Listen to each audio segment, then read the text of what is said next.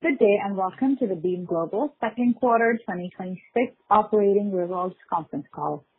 All participants will be in listen-only mode. Should you need assistance, please signal a conference specialist by pressing the star key followed by 0. After today's presentation, there will be an opportunity to ask questions. To ask a question, you may press star then 1 on your telephone keypad. To withdraw your question, please press star then 2. Please note, this event is being recorded. I would now like to turn the conference over to Lisa Puta, Chief Financial Officer. Please go ahead. Good afternoon, and thank you for participating in Beam Global's second quarter 2026 operating results conference call. We appreciate you joining us today. Desmond Wheatley, President, CEO, and Chairman of Beam Global, is joining me. We are both in San Diego today. Desmond will be giving his thoughts on 2026 and providing an update on recent activities at Beam Global, followed by a question and answer session. But first, I'd like to remind you that during this call, management will be making forward-looking statements, including statements that address Beam's expectations for future performance or operational results. Forward-looking statements involve risks and other factors that may cause actual results to differ materially from those statements. For more information about these risks, please refer to the risk factors described in Beam's most recently filed Form 10-K and other periodic reports filed with the SEC. The content of this call contains time-sensitive information that is accurate only as of today, August 19th, 2026. Except as required by law, Beam disclaims any obligation to publicly update or revise any information to reflect events or circumstances that occur after this call. Let me start with a few key highlights. Our revenue in the second quarter was $8.6 million. It's up 21% year over year and 174% over the first quarter, a clear signal that the business is re-accelerating after a slow start to the year. We converted a substantial portion of our backlog into shipments during the quarter, and backlog ended June at $5.4 million. We continue to operate with no debt, no going concern qualification, and an unused $100 million line of credit. Operationally, the quarter was active. We booked more than $500,000 in drone and autonomous robotics battery orders in a single week. We extended our federal GSA and Sourcewell momentum with repeat EV ARC orders from Dallas, Daniels County, and the city of Long Beach. And we completed our relocation of our manufacturing operations to Yuma, Arizona, a move that we expect to generate approximately $2.7 million in rent savings alone over the 5-year lease term when compared to what we have historically spent manufacturing in San Diego. Desmond will take you through the business in more detail in a moment. Turning to the financials, our second quarter revenue was $8.6 million, an increase of 21% compared to the $7.1 million in the second quarter of 2025, and an increase of 174% over the $3.1 million we reported in the first quarter.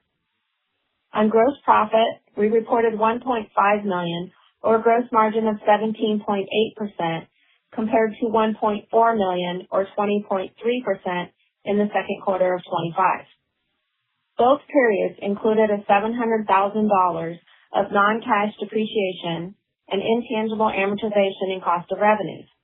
Excluding these items, our adjusted non-GAAP gross margin was 26.2% compared to 29.6% in the prior year period. We expect our margins to improve as our volumes continue to recover, reducing the impact of our fixed overhead on each unit sale and as our cost reduction initiatives take further effect. Our operating expenses were $4.5 million compared to $5.9 million a year ago, which included a $1.4 million stock grant. Excluding that item, our operating expenses were essentially flat year over year. Our first half results absorbed a $1 million non-cash provision for credit losses related to a single customer balance reserved in accordance with our policy, largely offset by reductions in our compensation, our facilities, and our other G&A expenses.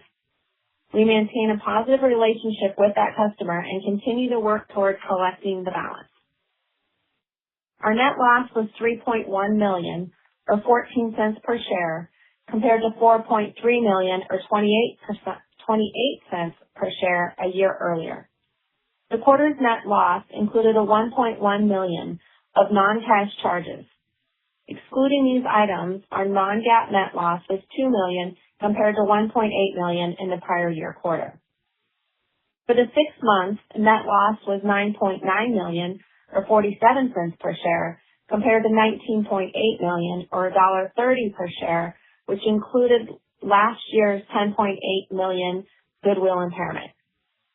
We believe the improvement in both our GAAP and non-GAAP results, together with our 21% revenue growth over the prior year quarter, reflects our initiatives to expand our opportunities, our disciplined cost structure, and the largely fixed nature of our non-cash charges, and is indicative of our meaningful operating leverage as our revenue recovers.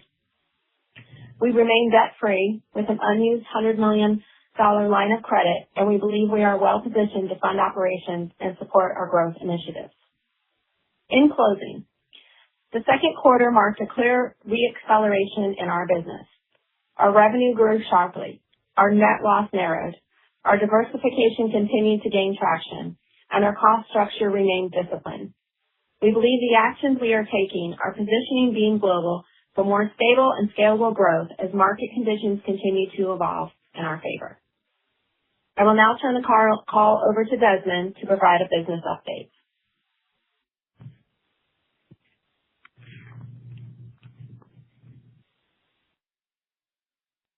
Thank you, Lisa, and thank you to all of you for joining us today for this earnings call. At risk of being a little bit repetitive, I'm just going to go back over a couple of those numbers for you. So in the second quarter of 2026, we did return to growth at the top line, 174% increase in revenue over the prior quarter. Growth at the gross margin level with about a 30% improvement in gross margin over the prior quarter. That's 30 percentage points better gross margin than in the prior quarter. And a simultaneous significant reduction in operating costs, about $500,000 less in spending in the first half of this year than in the same period in 2025. Now, we're happy about this level of growth, but particularly because it's come from the very deliberate strategic diversifications that we've been focusing on for the last several quarters. Europe is now contributing more or less the same amount of revenue as the United States is.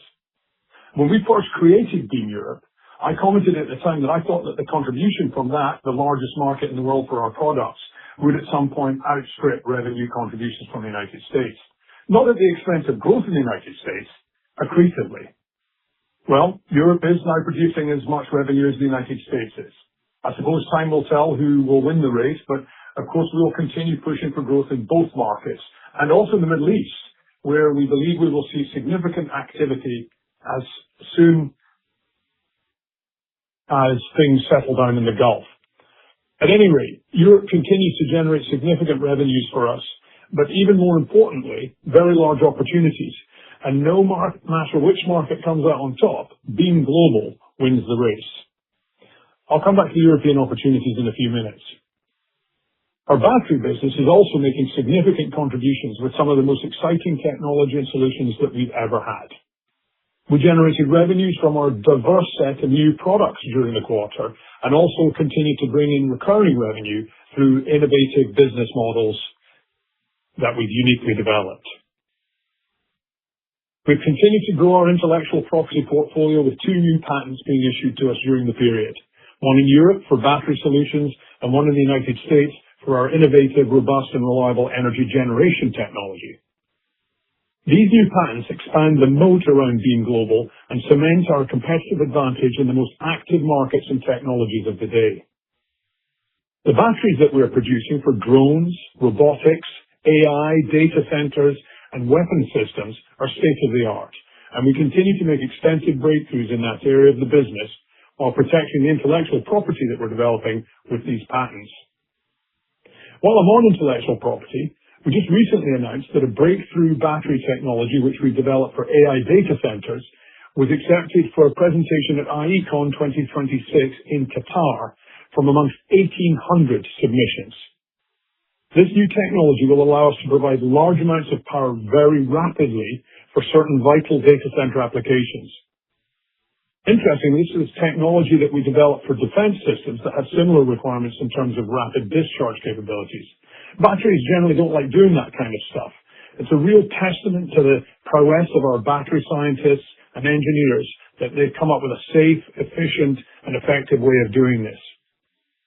Clearly, the intellectual property that we've developed is important enough to those people who understand these things that they, as I said, selected us amongst 1,800 submissions for presentation at this very esteemed event. And we'll go on to actually demonstrate that technology or present that technology at the Battery Show in the United States this year as well. There were weeks in the second quarter when we brought in over $500,000 of orders for batteries for applications like drones. Now, drone batteries are not very large, so you can imagine what this means in terms of orders. Also, be clear that we don't make cheap, commoditized, off-the-shelf solutions. We make highly specialized, complex, reliable, energy-dense, and robust batteries in form factors which actually suit drone manufacturers.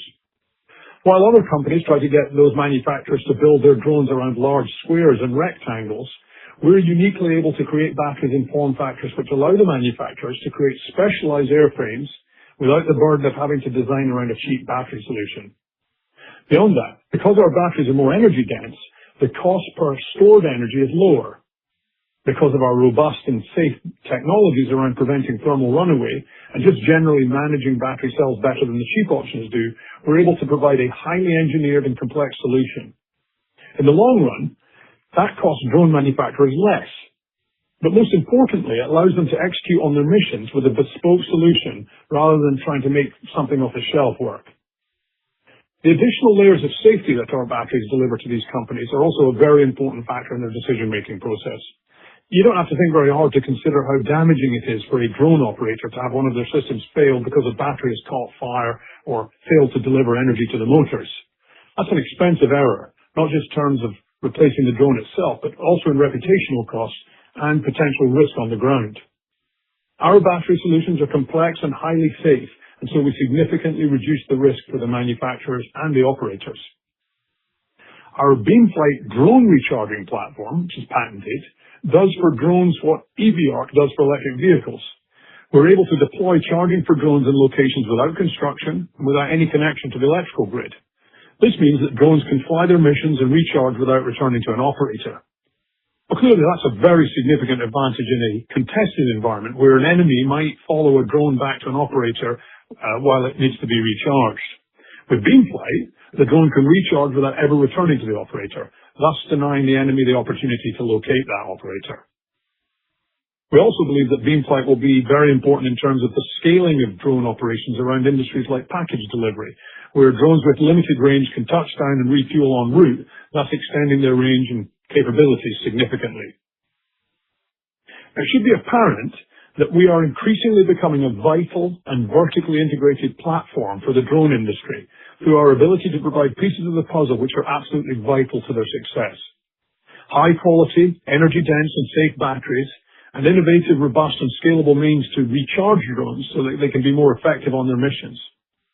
This is clearly a market with a great deal of growth ahead, and Beam Global is already playing a role in its success. I'm confident that we will be reporting more and more significant contributions to the drone industry as we continue to evolve. But it's not only drones. We're also producing batteries for robotics, AI-controlled devices, and even wildfire detection. Obviously, wildfires have been in the news a lot recently. Our ability to provide safe and energy-dense batteries for devices which can be deployed in remote locations and detect fires long before humans might do so is clearly very relevant at a time when wildfires seem to be growing in intensity and in their destructive nature. Fighting wildfires is an extremely expensive business, and the damage that they cause, of course, is very much more expensive. Providing solutions to an industry that can reduce or prevent wildfires is another excellent market vertical for us, and it fits very well with our existing technology and superb engineering prowess.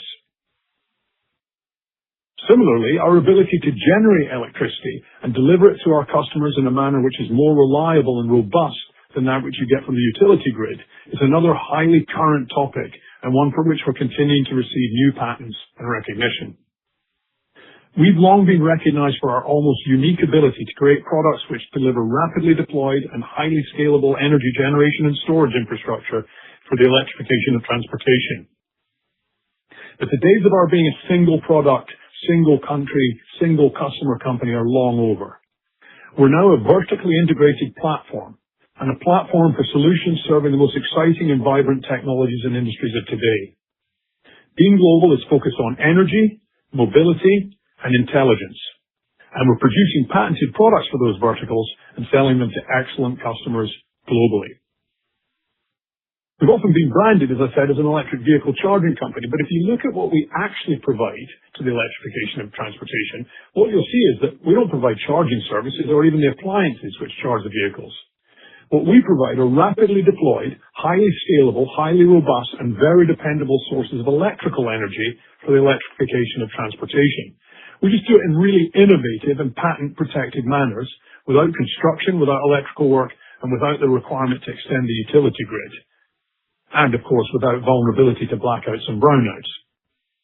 Much of what we've learned from manufacturing these products and deploying them in the harshest environments in the world, the hottest, the coldest, the wettest, the windiest places you can imagine, has informed the way we design our other energy infrastructure products and also played a role in advancing our battery technologies.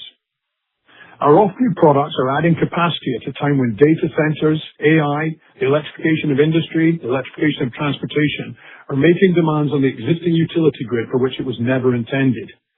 The EV industry is certainly out of favor with public markets at the moment, and yet it continues to drive significant amounts of revenue for us.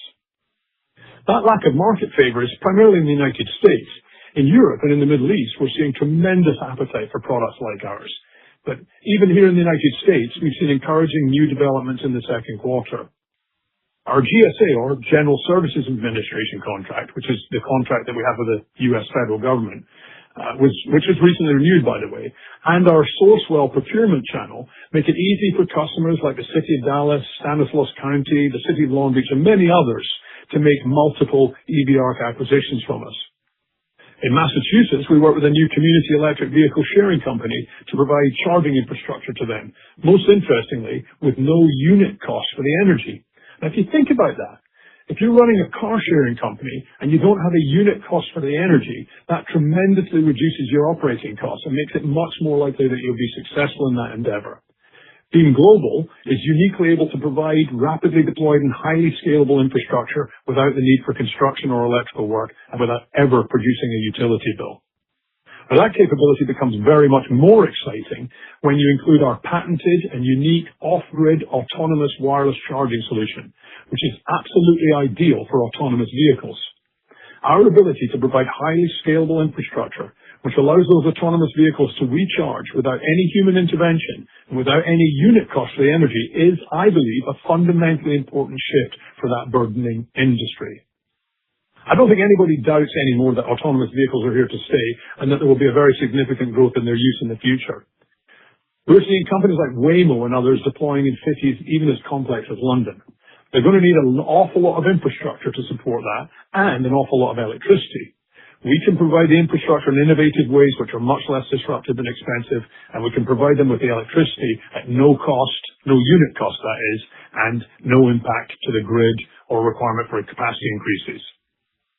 Most importantly, because of our patented wireless charging autonomous solution, we're able to refuel their vehicles without them having to return somewhere to have a human being do that. That's real autonomy, and I think it will be really important to the industry. We're uniquely positioned to provide that solution, and we have it well patented. And I can assure you that our customers with existing autonomous vehicles are backing that theory up. I've just returned from Europe, where I've been working out of our Beam Europe offices in Belgrade. While I was there, we made several business development trips to governments and commercial entities alike across the region. We have a growing installed base of EV ARC and other products in Europe now. And as we've learned repeatedly through our history, the best way to sell our products is to have them deployed for customers, because when other people see them, they want them. Beyond that, the results delivered by those deployments that we've done in Spain, Montenegro, Romania, Hungary, Serbia, and other places have been staggering. We're seeing more than 90% utilization rates and tremendous amounts of energy generated and delivered to electric vehicles in locations where it would have been either too expensive, too disruptive, or even impossible to extend the utility grid. By the way, those are not always remote locations. We quite often find that our ability to deploy in the middle of cities relieves them from the tremendously expensive and disruptive operations of digging up their streets and extending cabling to places where people want to charge their cars. You may be aware that New York City is our largest municipal customer, and all of those systems are deployed within highly urbanized areas. In Europe, I met with government ministers and senior executives at very large corporations, and in every instance, I was encouraged to see that they already knew who we were, and in many cases had already seen our products. We're now going through the procurement processes with our Beam Europe team. All of these countries and companies know that they're going to need a tremendous amount of infrastructure in the next decade. All of them are looking for ways to deploy quickly, without disruption, and in ways which will not negatively impact their utility grids. They're now seeing our products providing precisely those solutions in the field. They're now seeing our happy customers who are delighted that they elected to use our solutions instead of going through the lengthy, expensive, risky, and onerous process of construction electrical work. They're now seeing that it's possible to run large fleets of vehicles on nothing but locally generated and stored electricity without ever paying a utility bill and without being vulnerable to blackouts and brownouts and other lack of capacity related risks. We may have been ahead of our time for much of our existence, but our time certainly seems to be arriving in Europe.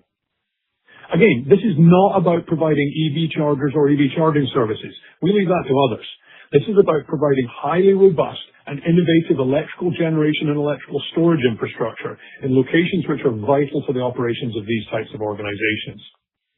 Anybody can buy a charger and get the services behind it, but getting that charger installed and getting electricity to it is a very burdensome project and full of risk.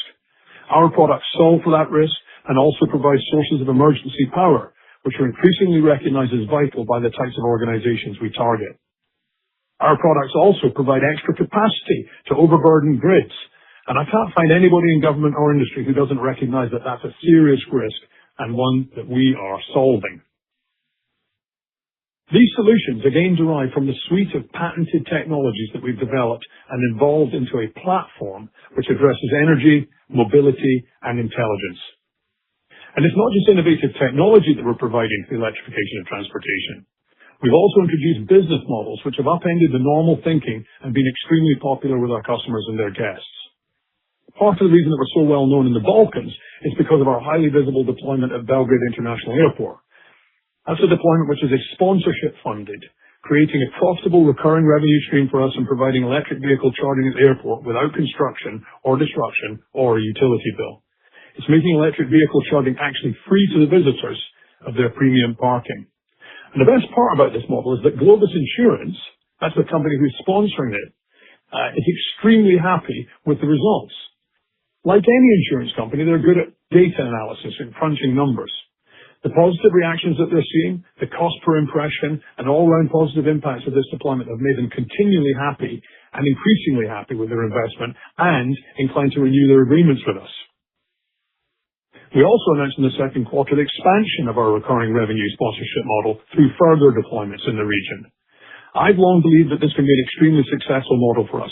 It creates a profitable recurring revenue stream, and it provides a mechanism for us to deploy larger volumes of our products to customers who do not provide the capital for the infrastructure. They see benefits which are far more lucrative for them than simply supplying kilowatt hours. And again, we're expanding this business now, so we're proving it. I'm confident that we'll see many more such deployments in the future in Europe, and I think it's only a matter of time before American entities start to see that they can benefit more by spending their advertising and marketing dollars on this type of infrastructure deployment than the benefit that they receive from billboards or other more traditional advertising media. Let's face it, off-grid, renewably energized, free electric vehicle charging and energy security infrastructure is a hell of a lot more exciting than a billboard is. If you're looking to enhance your brand image, consumers are going to be a lot more impressed by you providing them free fuel than they would be by you putting up another billboard along the freeway. Remember, these deployments are not targeted at electric vehicle drivers. They're targeted at everyone who sees the striking, attractive, and highly visible infrastructure which we deploy. Globus Insurance is not interested in the number of people who charge their electric vehicles on the branded systems. Well, not solely anyway, although that is an impressive and growing number of people. They're much more interested in the 7 million people a year that transit the airport and walk past their heavily branded systems when exiting or entering. It's about creating highly visible and attractive infrastructure that enhances a corporation's brand image. Dispensing electricity into electric vehicles is secondary in importance. We're also continuing to see success in our smart cities infrastructure solution deployments. During the second quarter, we deployed these sorts of solutions in more than 30 cities across 5 countries. The revenue from these deployments is, of course, important, but from a strategic growth point of view, expanding our footprint and getting more and more of our products in front of customers makes us more stable, but also creates a platform from which we can sell our other solutions. We've already seen this working. Much of the revenue that we're now generating is coming from customers for whom we've deployed products before, and often quite different products from those that we're most recently selling to them.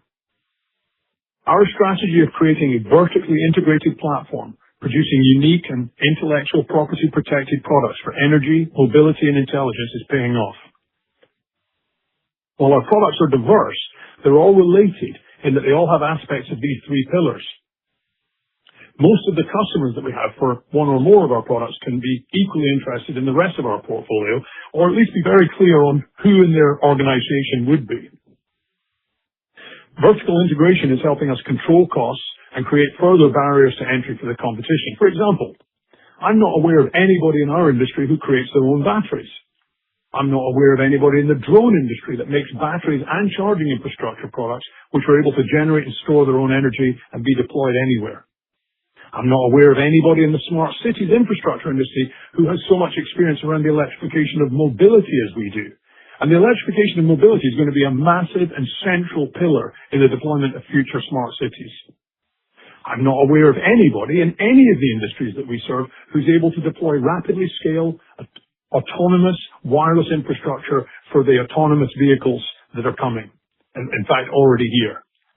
Autonomous vehicles are certainly going to play a very major role in the future of mobility, and we have a unique and patented and tried and tested solution which is paradigm shifting for them. In the second quarter, we demonstrated our product platform at the Make It in the Emirates event, which took place in Abu Dhabi. Even during a war, when there's tremendous amount of uncertainty in that region, this event was very well attended. And interesting, at least from my point of view, any reduction in attendees was at the consumer level, which we don't really focus on, while corporate and government leaders were there in abundance. We were extremely busy during the several days that we were there, meeting with the leaders of law enforcement, military, government, energy and transportation, and oil and gas, and many others from across the Middle East.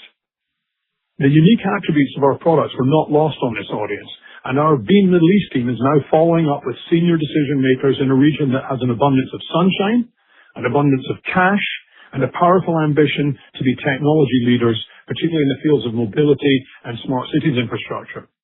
We actually sold one of our demonstration units right there and then at the show. It's now deployed and providing charging in Abu Dhabi. The disruption in the Middle East has certainly gone on longer than I think any of us anticipated.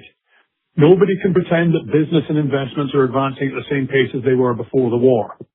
However, there's a great deal of confidence that this war will come to an end eventually, whatever the outcome, and that when it does, the entire Gulf region will return to an aggressive investment posture. Beam Middle East, with our highly influential joint venture partner, the Platinum Group, is in the perfect position to take advantage of that return to investment. We're continuing to advance opportunities and relationships, and I continue to remain confident that when there's an end to the hostilities and a return to something like normality over there, we will reap the fruits of these efforts. Beam Global is now truly a global technology platform company, providing energy generation, storage, and security to vital new industries like AI data centers, drones, robotics, and new and innovative forms of mobility.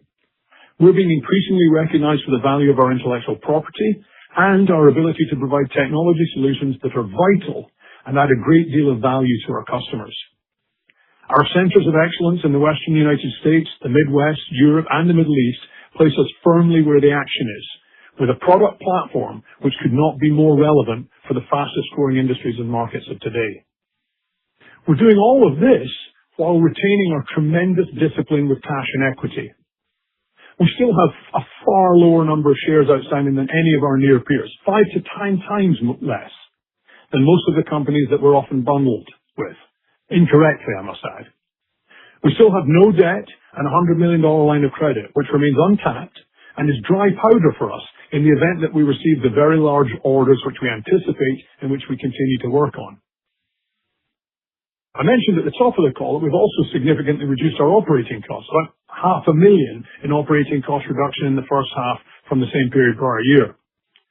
A big and important step in that direction has been our moving our manufacturing facilities from San Diego, California, where it's incredibly expensive and oppressive from a regulatory point of view to operate the type of manufacturing that our business requires. Now, we're in Yuma, Arizona, where more or less exactly the opposite conditions exist. We announced in the quarter that we'll save just under $3 million in lease payments alone as a result of this move.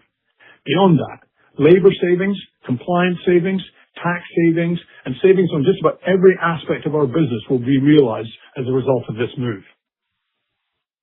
You're now looking at Beam Global, which has significantly expanded its presence and its technology portfolio and is generating revenues from those new technologies and new geographic locations in a way that we have not previously.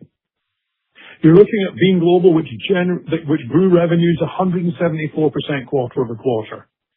You're looking at Beam Global that improved gross margins by 30% quarter over quarter, and a Beam Global that significantly reduced operating costs while delivering highly relevant and well-patented products to some of the most highly sought-after customers in the world. You're looking at a Beam Global that's increasingly becoming a technology platform for drones with our drone battery solutions and recharging solutions. I fully intend that we will continue to increase our presence in that industry and the role that we play in it. You're looking at a Beam Global that, for the moment at least, is stuck in a rut of valuation with a bunch of EV charging stocks. Yet we don't provide EV charging. We provide highly robust and secure energy generation and storage products, which, amongst other things, make EV charging work in more innovative ways than anybody else that I know of. We intend to break out of that rut because the value of our products and technologies is undeniable. Our ambition to grow the business is matched only by our discipline in how we do it, and our history is one of proving again and again that we have the right products and the right stuff to build an incredible growth engine for our employees, our customers, and above all, our shareholders. I thank you for your time and attention, and now I'll hand the call back to the operator and take any questions that you may have. We will now begin the question and answer session. To ask a question, you may press star then 1 on your telephone keypad. If you're using a speakerphone, please pick up your handset before pressing the keys. If at any time your question has been addressed and you would like to withdraw your question, please press star then 2. The first question comes from Craig Irvin with Roth Capital Partners. Please go ahead. Good evening, and thanks for taking my questions. Desmond, I was hoping you could speak maybe a little bit more about the order book.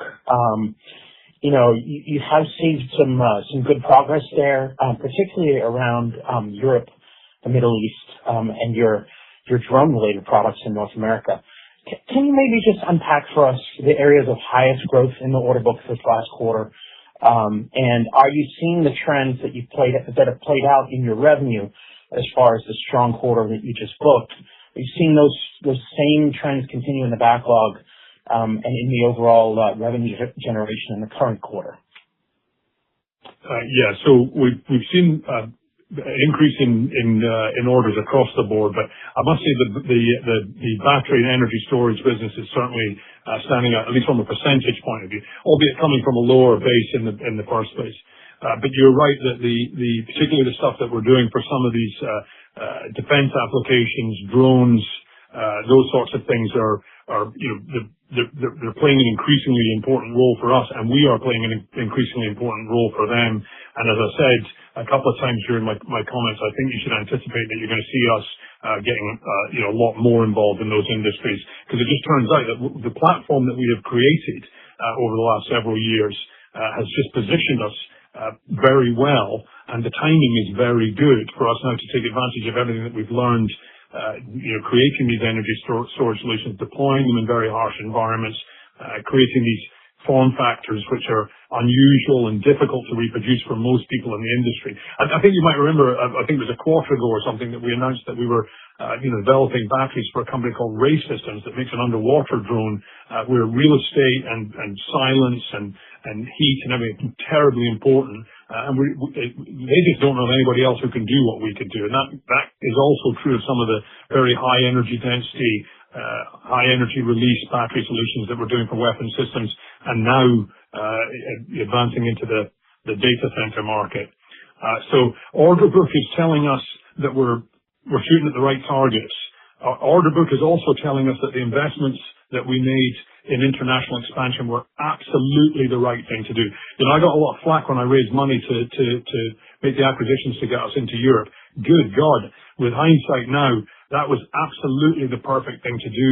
Opened massive markets to us, enabled us to get into the Middle East, and the types of orders that we're getting there for products across the board, shows that was the right thing to do. So I'm enthusiastic about this. I think we're definitely shooting at the right targets, and the order book is backing that up. Thank you for that. I also wanted to ask about the gross margin progress. So, this again was another healthy gross margin quarter, and there's a little bit of blue sky between where you are now and what your longer term gross margin targets are. Can you maybe discuss the margins on some of these new business opportunities, particularly in Europe? I know that the EV market was just absolutely brutal as far as competition, and in defense markets and others, the customers want their suppliers to make money. They're not there to put you out of business. Can you maybe just give us a little bit of detail on margins and the expected margins from your current book of business? Yeah, so you're absolutely right that there's still a big gap between where we are and where we want to be. A good deal of that has to do with volume.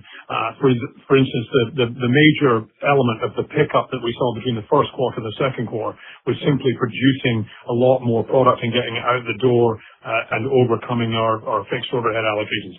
We've got a lot further to go there. As you see, our non-GAAP margins, 26-27% right now. And when I say non-GAAP, all that is doing, it's GAAP except that we're reversing out the non-cash contributions.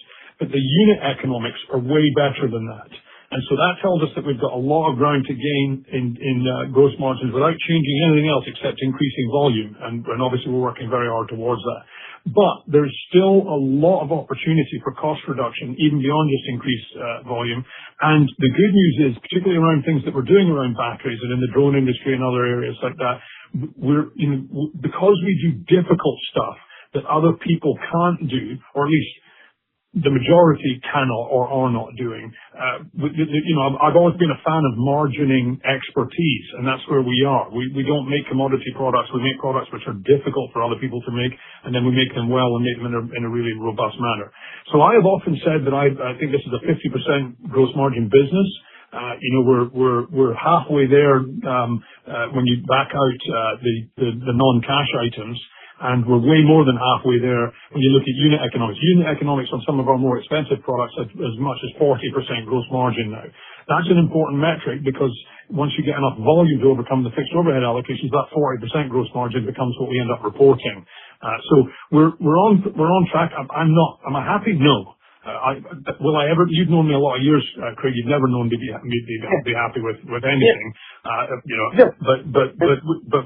But we're moving in the right direction, and I think the team's doing a great job. Volume will deliver a great deal of this, and then continuing to do the difficult things that other people can't do. Your last point about the competitive environment in Europe around EVs. So two things there. First of all, EV sales in Europe up 35% year over year. Anyone who thinks that EV is dead is just completely missing the mark. We're in an anomalous period in the United States right now, which is going to come to an end with certainty. And the rest of the world, EV sales are growing very dramatically. I was in Norway recently, 95% of new vehicle registrations electric. I was in the Netherlands, 65% of new vehicle registrations electric. You drive around streets in Norway and the Netherlands, you don't see anything but electric cars. So it's absolutely happening. And so, but your point is absolutely correct. It's very competitive there, but it's not for our products. remember, we're not in the EV charging business. We don't make EV chargers, highly competitive business. We don't offer EV charging services, highly competitive business. We make very hard to manufacture with full of intellectual property, energy generation and storage systems, which provide the power for other people's low margin EV chargers. But we have really no competition in that space. We're operating in many tenders now. Our products are in many tenders, which of course we hope to win in Europe. Selling over there is slightly different. You end up in these tender vehicles, and we're in a lot of them now, which is part of the reason we feel so bullish about the future in Europe. And we're in them alone, because there simply isn't another product out there yet which can compete with us. And again, we have very good patents and intellectual property protection, and we intend to defend those vigorously. Okay, and then last question, if I may. You're clearly shooting at the right targets now. My question is, are you shooting at any elephants? Is there anything that can make a dramatic impact on your P&L over the course of the next year that we could potentially see booked within the next couple quarters? Again, you've known me a long time, and the fact is, the answer to your question is yes, I am. I can't obviously go into any details around all of those things, and the thing about shooting at elephants is, oddly enough, even though they're big targets, sometimes you have to shoot at quite a lot of them to bring one down. I've had a history of doing what I said I was going to do over the years. Sometimes it takes me longer, and we have had a very hard time. There's no question about that.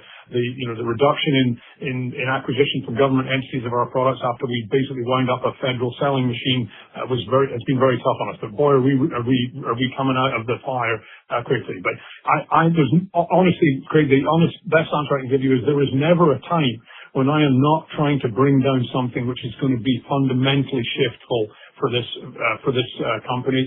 And I've got a lot of energy, and I've a lot of passion for the business, and I'm not alone. There are many other members on our team now, senior members and others alike, who are shooting at very large targets, single signature away from doing something which completely changed our whole trajectory. Can never guarantee we're going to get there, and even less when, but we do have the right products, the right industry, shooting at the right targets, and again, a history of performing. So I feel personally, my personal view, I have a high degree of certainty that we will get there. But I do have to caveat that by saying that that's my personal point of view. Understood. Well, congratulations on the significant movement this quarter. I'll hop back in the queue. Thanks very much, Craig. The next question comes from Tate Sullivan with Maxim Group. Please go ahead. Hi, Tate. How are you? Good afternoon. Hi, great. Thank you. And you ended your prepared remarks with a mention of your intention to actively participate in the drone and robotic markets. Can you comment on your competitive advantages with your customized battery in those markets? And are competitors, I think you hinted at, less flexible in general with their solutions than your battery business? Yeah, look, you can't have a drone if you don't have a power source for it. And we do two things really cleverly. We have a way of recharging them without human interaction, and in remote locations. And again, remember, when I say remote location, I'm not talking necessarily about the middle of a national park or on a contested battlefield. Sometimes that's just a rooftop in the middle of Los Angeles or something like that. So we've got that piece of it linked. And yes, our ability to create these highly energy dense, very safe, and bespoke form factored energy storage solutions is a major leg up for us. But there's another part of it too, which I think is really interesting. If you look at all of our existing customers, U.S. Army is still our largest customer, Marine Corps in the top 10, lots of law enforcement, border patrols, European militaries, and all those sorts of things. You can see where we're positioned to where we're kind of at the center of something here. They are certainly very aggressively looking towards drones and robotics to improve their operations one way or another. And we are very well positioned for that. And so beyond that, again, everything that we've learned over the last decade or so of deploying infrastructure in very tough environments, creating energy storage solutions for very tough environments, and marrying that with our existing customer base, I think puts us in a really, really interesting place where this is concerned. And I do intend to capitalize on that to the extent that I can. Thank you. Can you comment on the wireless charging opportunity? certainly with more autonomous vehicles. But can you remind me of the scope of your existing wireless charging patents? Is it integrating the wireless charging pad with your EV ARC design? Do you have some patents on the wireless charging itself? Can you go into detail there, please? Yeah, so you're absolutely right. We will remain relatively agnostic on the charging interface itself, but just as we have always done with every other type of EV charger. That was a very deliberate and conscious decision on our part, recognizing what a competitive bloodbath that was going to be and also how rapidly things would change. What's really important about what we can do is our ability to deploy wireless charging rapidly, at scale, and without construction or electrical work. And do it in a way where we can disperse it. If you think about a city environment where let's say a robo-taxi is operating, we can put charging no more than 2 minutes away from every drop-off or pick-up point that a city does, and we can do it without construction, electrical work, impact to the grid, or the tremendously high cost of electricity and infrastructure that are required when you bring all of those robo-taxis back to a central location, plug them into very high-speed charging, and have human beings do that. We can replace that entire model. You don't need super fast charging, which damages the vehicles. You don't need super fast charging, which is incredibly expensive. You don't need to buy incredibly expensive electricity burdened with demand charges and all these other things.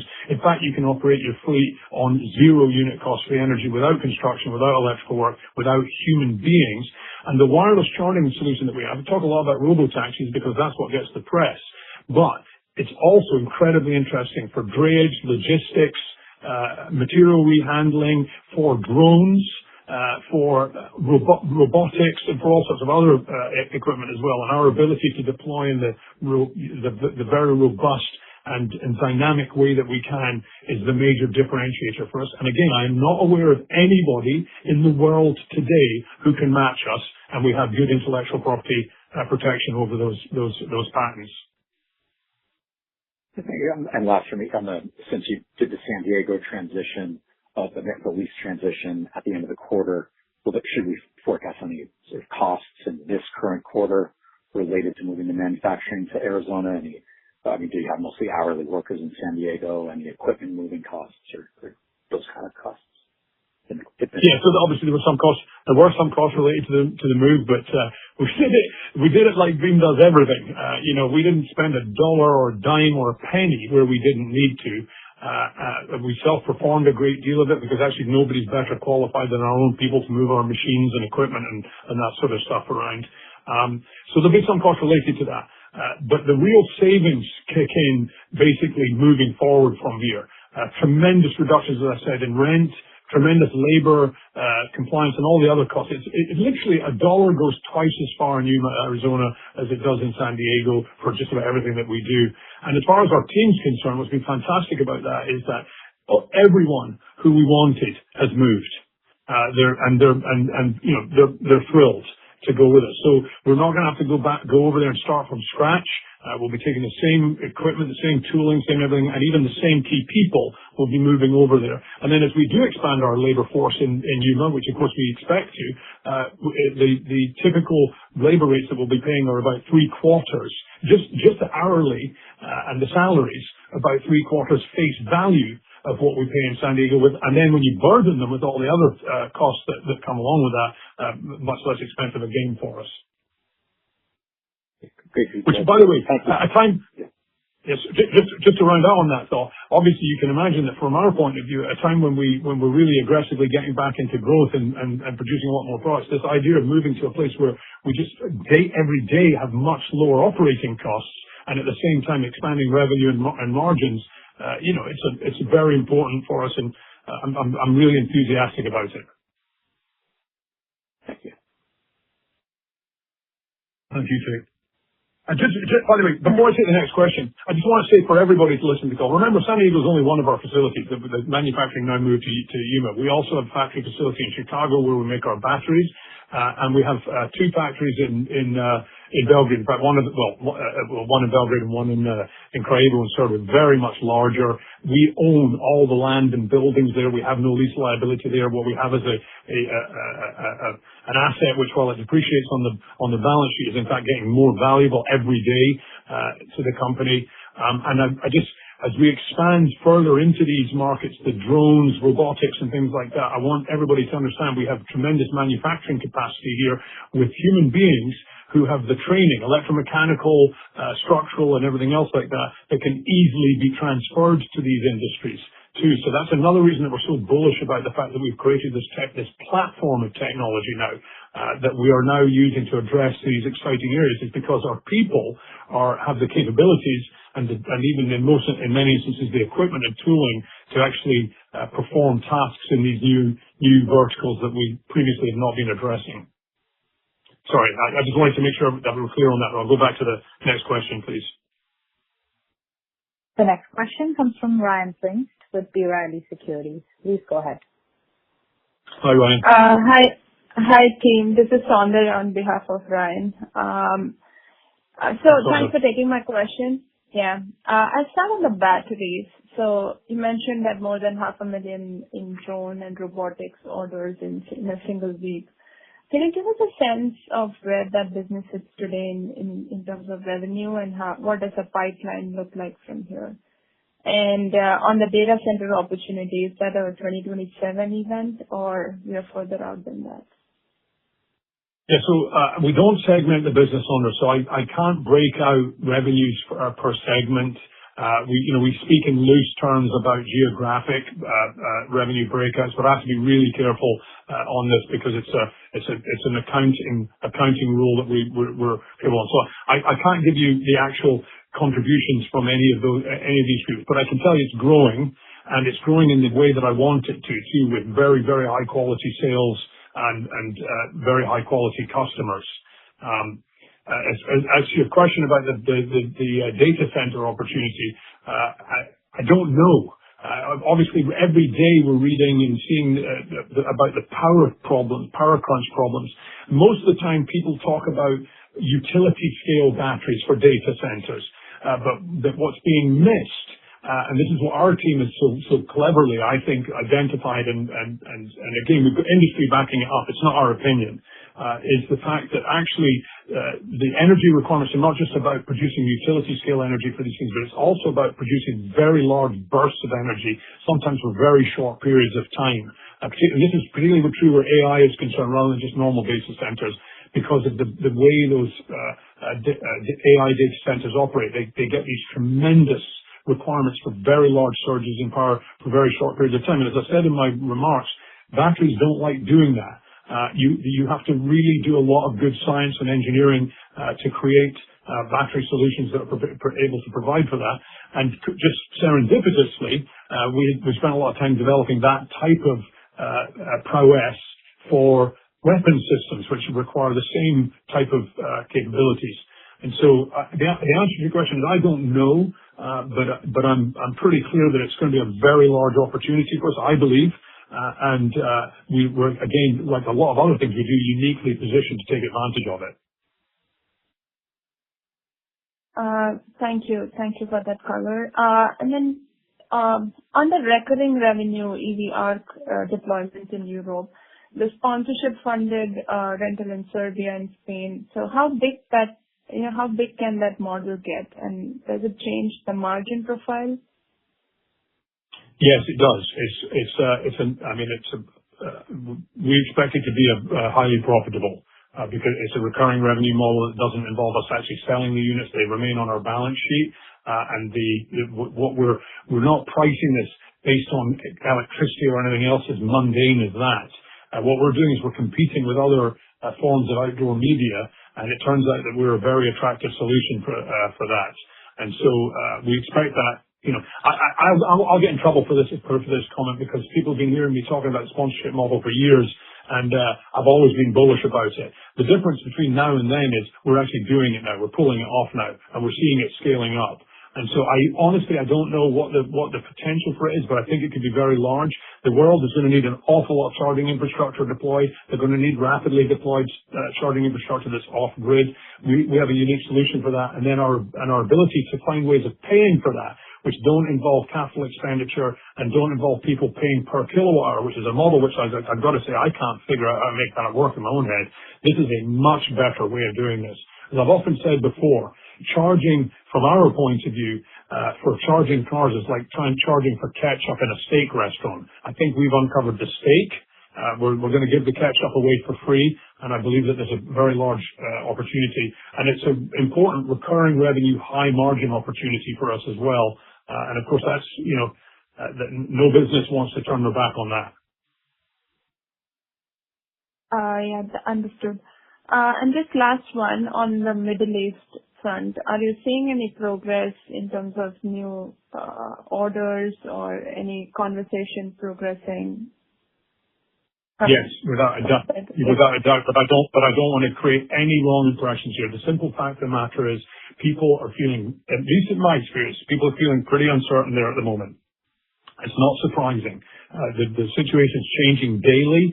One minute we've got an agreement where there's peace, and the next minute we're going to, flatten the whole area and turn it into a parking lot.